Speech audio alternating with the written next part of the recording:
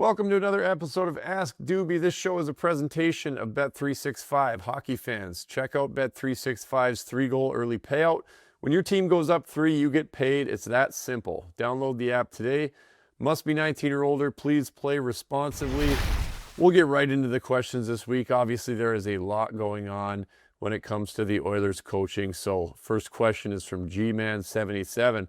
What do you make of the coaching fiasco that has gone down this week? Yes, it is very interesting.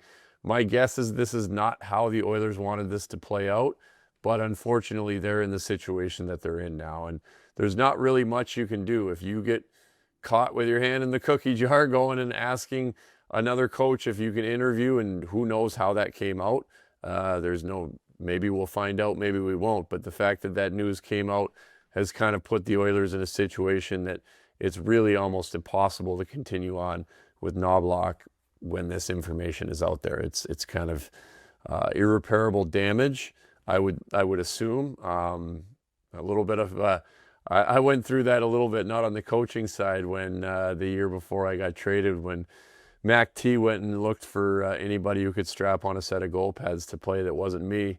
And then when he couldn't find anybody, he took me out for lunch and said that I was his guy. So kind of a similar situation here with Knoblauch. You can't really go ask if you could talk to Bruce Cassidy and then sit down with Knoblauch and say you're my guy. So I'm sure we'll hear some news. By the time this comes out, the news will probably be out there that they're going to part ways with Knoblauch and whoever else they decide to.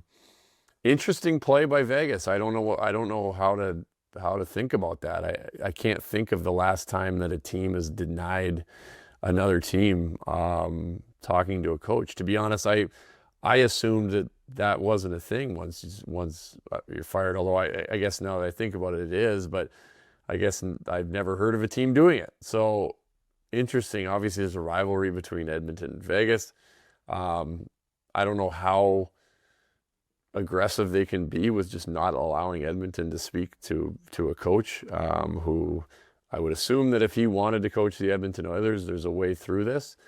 But we'll see. Definitely some interesting things going on, and Cassidy will be sought after by a lot of teams. So, like I said, if he really wants to coach the Edmonton Oilers, I'm sure they'll find a way through this.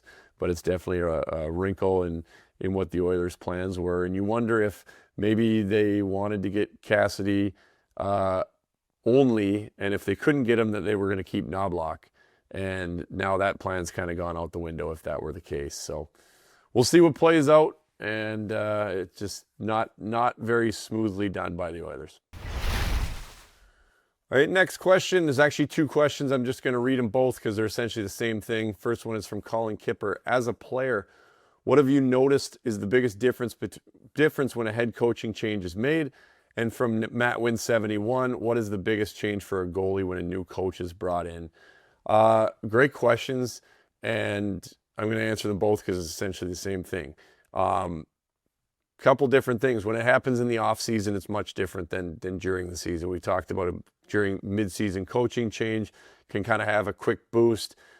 Players, there's a little bit of accountability on the players. You got fresh eyes. You're trying to impress, sometimes just a new voice in the room, whatever that is, during the regular season. That's why you often see a boost, especially when they're hiring a guy into a team that is already a good hockey team like the Vegas Golden Knights, or a pretty good hockey team like the Columbus Blue Jackets, a team that's primed to have a boost. A lot of times we'll see that under a new coach, and usually you're hiring a good coach as well that knows what they're doing. So difference in the off season, same type of idea with the accountability side. You have a new person that you want to impress. He's your coach, he's your boss. He controls how much you're on the ice. You want to be in his good books. You want to start off strong. So it's essentially a clean slate that, good or bad, if you were Knoblauch's guy, then you're not anymore, and you got to go work to be somebody else's guy other than McDavid and Draisaitl, because they're anybody's guy, obviously. But for the most part, you're trying to get in somebody's good books by working and doing the right things and doing what you're asked of this new coach. So that's kind of a fresh slate of accountability. If you maybe the other coach didn't like you, maybe you were in the doghouse and you couldn't get out of it, Well, now you got a new coach and a new set of eyes who you can start fresh, and they're not going to have, if the other coach didn't like you for whatever reason, or just couldn't get over some things you'd done on the ice in the past, you got a fresh sheet to work with a new coach. So it can be refreshing to a point. I wouldn't say that this scenario with the Oilers would be called refreshing, because I think Knoblauch was a good coach and he had lots of success and was liked by the players. So I don't think refreshing is really how you talk about this one, but it's what it is. They're going to have a new coach and a new set of eyes. So in the off season, usually that coach is going to reach out to individual players throughout the summer to touch base, say hi, get to know them a little bit, see what they're doing in the summer, go over expectations, things that are changing, all that thing. Obviously, he'll have deeper conversations with the leadership group and some older guys than others, but usually those introductions will be made and some, laid out as to kind of what's going to happen going forward, what to expect come training camp, what's expected of you to be ready to go, and what are the expectations for the team for the season. So a little more time in the summer to kind of prep, obviously, as well.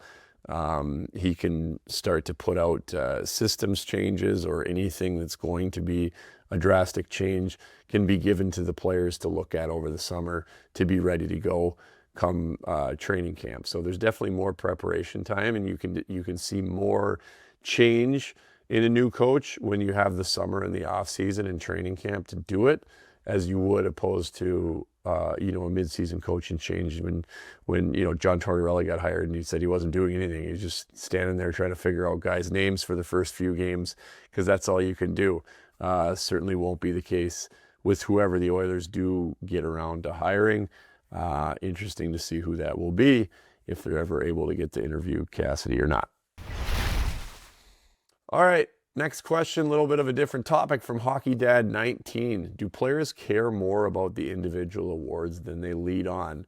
I would say yes and no. Do they, do most guys really care about them? Like, is it going to make or break them? No. We've been raised as hockey players that it's a team game, and for the most part, hockey players are some of the most humble athletes around. So they're not playing for these individual awards. So I think that part of it is true, that really they're not going to lose too much sleep over not getting nominated or whatever that is. Now, in saying that, these individual awards are still great honors.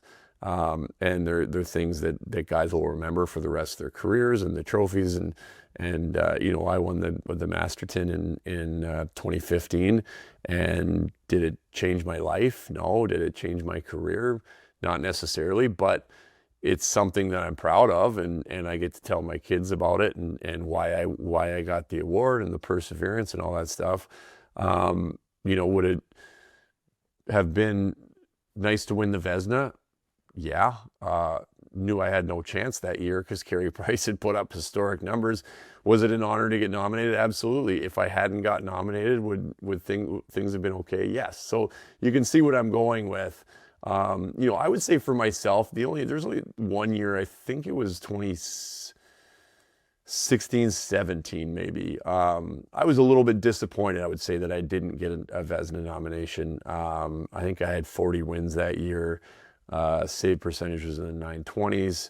I just had a really, really good season. And I think a little bit for me is it would have felt different than the nomination with Minnesota, just because, Minnesota was such a crazy run, and it wasn't, I started the season in Arizona on a 1 year. I was the backup, and then kind of just got hot and took off. Everybody knows the story. And so I think it would have been nice. It would have felt good to have it where, like, I got nominated for the Vezina as a starting goaltender for the Wild, and I got 40 wins and all that kind of stuff. But at the end of the day, there was a little bit of disappointment that it wasn't there, but it doesn't matter. It's not going to affect you. So again, yes, there's some care a little bit, but no, hockey players, again, they're team guys. They're humble, and for the most part, they're going to move on and not think too much about it. But they're good.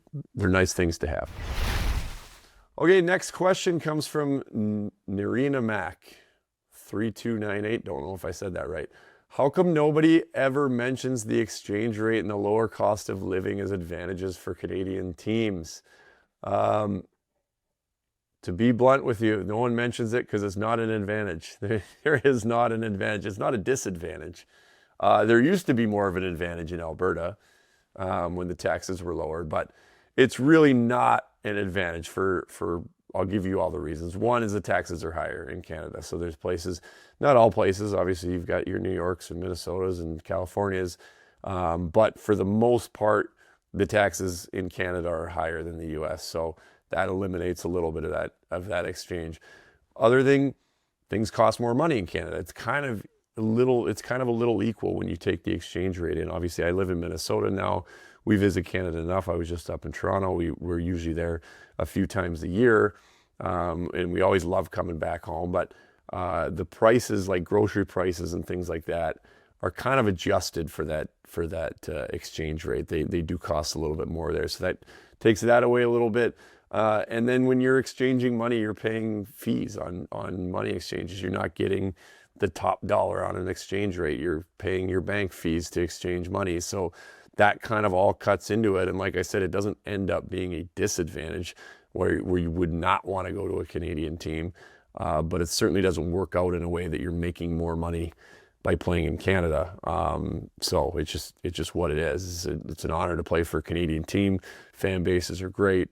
All of that great stuff is what draws you to play on a Canadian team. But when it comes to the exchange rate, that's not really one of those things. All right. Well, that's it for questions on this week of Ask Dubey. I'll give you my rundown on the second round where it stands right now. Things will have changed by the time this video comes out. But as of right now, Carolina has moved on for the first time in history, going 8-0, which is absolutely wild.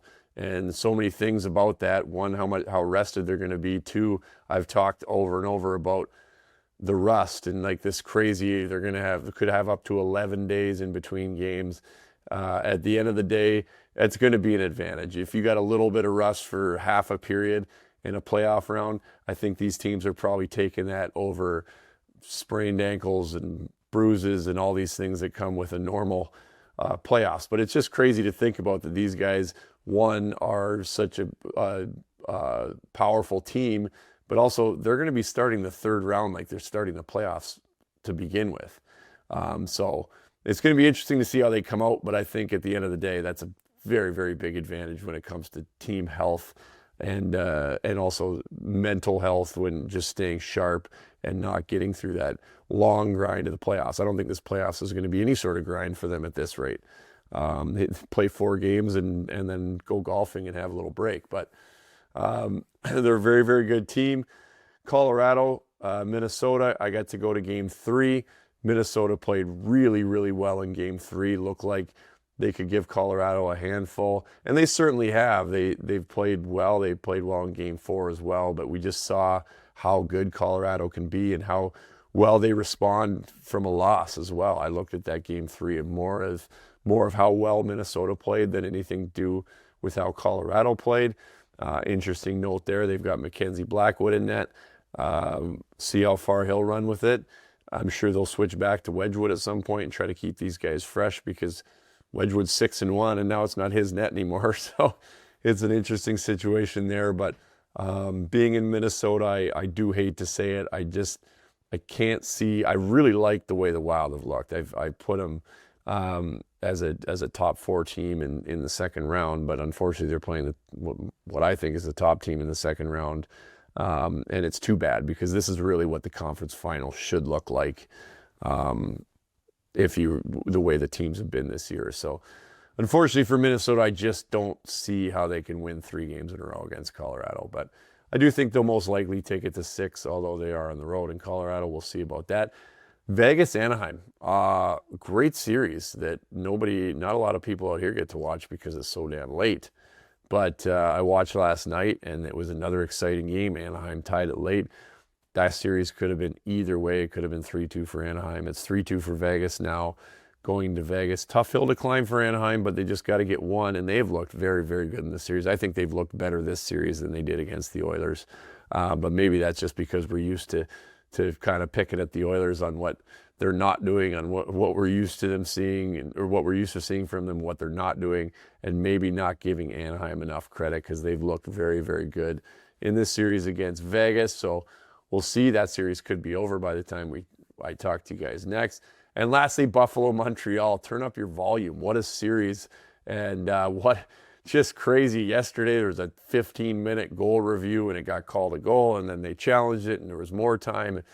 It was wild. But yeah, I'm thinking just for the end of this series, I got to go buy surround sound and crank it up, because it doesn't matter if it's Buffalo or Montreal. It's crazy there. And since we don't get it at Rogers in Edmonton, which is always the best place to be, you got to tune in and enjoy the vibes in Montreal and Buffalo. And it's certainly been a high-flying series that can really go either way. That's sitting at 2-2 now. So always fun to watch.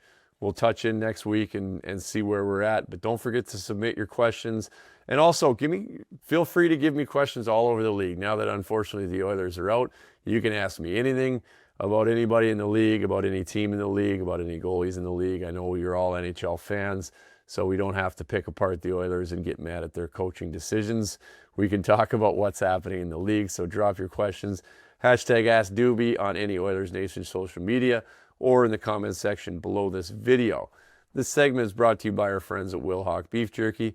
Only the finest tasting meat products are in the Wilhauk name. Made from 100% pure Alberta beef, Wilhauk Beef Jerky is aged, seasoned, and marinated and smoked to savory perfection. It is so good.